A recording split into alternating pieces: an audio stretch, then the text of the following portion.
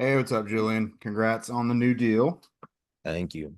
It sounds like you took a couple visits, San Francisco and Buffalo. What led you back to Indy? This was home, man. This is the place where it started, and this is a place where I want to finish if I can. Everybody knows how free agency went this year for safeties. And so, we just wanted to be patient with the whole process, and we were able to come up with something that everybody was happy with. Mike Chappell. Yeah, Julian, again, it's every player's wish to see what's out there.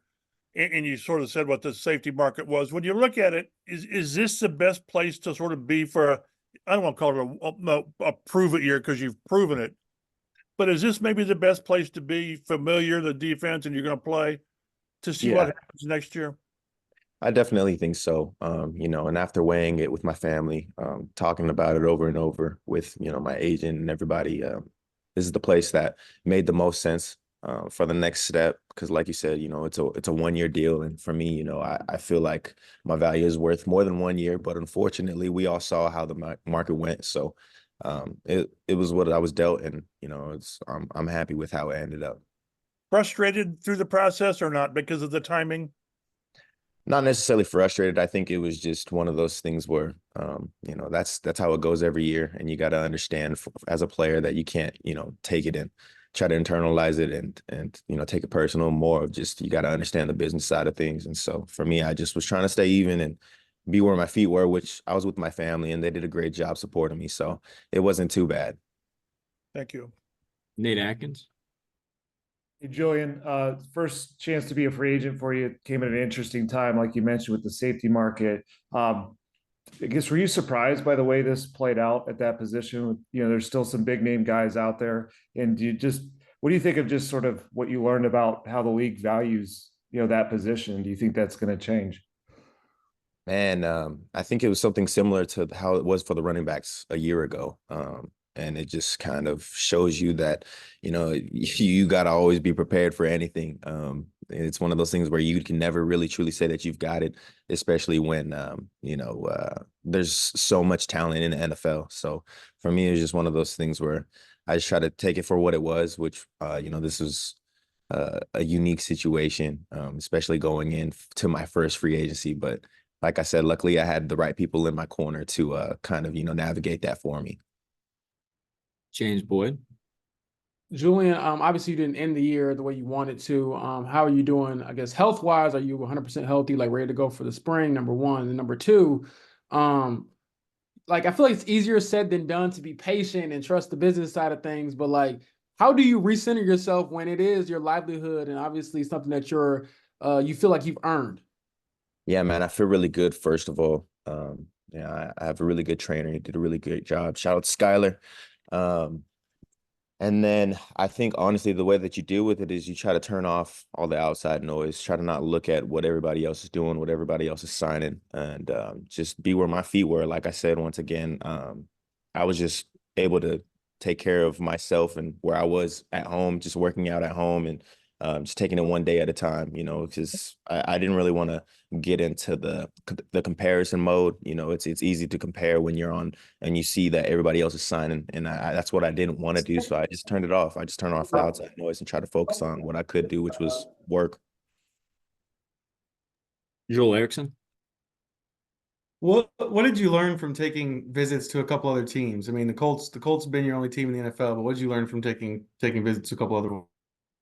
I think it just broadened my perspective, to be honest.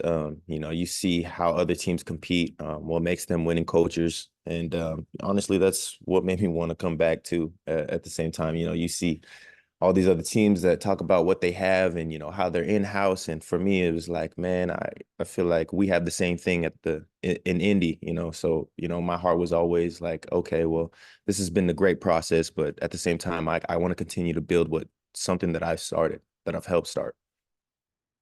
Do a few more here. Stephen Holder.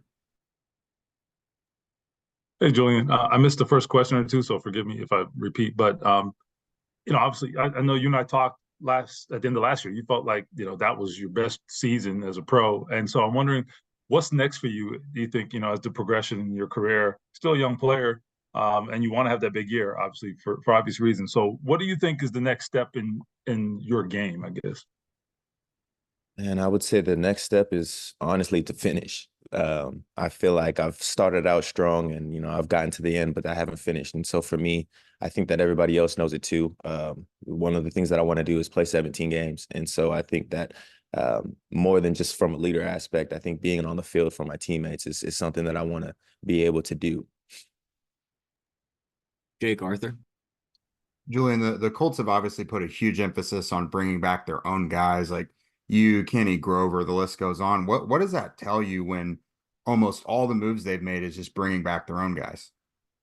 Not only that, they do a great job at trusting the guys, but also that the guys want to be here. The people who come here end up wanting to be here. And I think it just has to do with the camaraderie that we have as teammates, as well as how great the organization has been. And, we all see what it can be if we all just stick together. And so I think it's one of those things where we see further than just right now. Long term, we can be a team that competes for what everybody else here wants, which is a championship.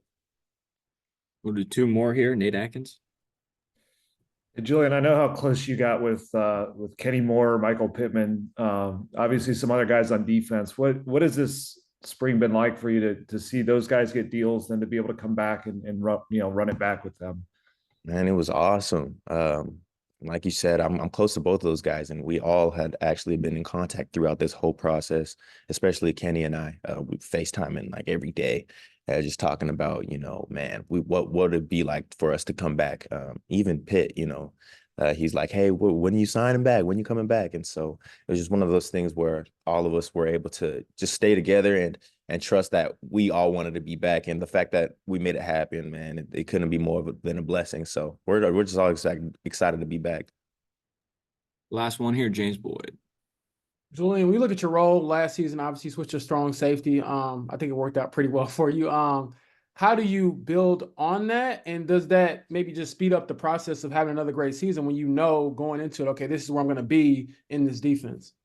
Yeah, I think that for me, it's just understanding what I did well and maybe what I can do better from the last year. I wrote a lot of things down from this past year, and I try to just look at it and take it for what it is and try to build upon it. There's some things that I want to continue to fine tune in my game. And so it's just one of those things where in order for me to take the next step, I've got to be on the field. And I know that. And so for me, it's just, taking it for what it is and try to build upon that. Just one quick follow-up. I mean,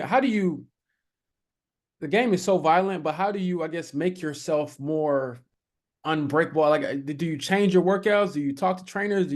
How does that process look like for, an athlete that's played this game for a long time and has been, I mean, yes, you had major injuries, but the last few years you've been out there like 80% of the time, 85% of the time.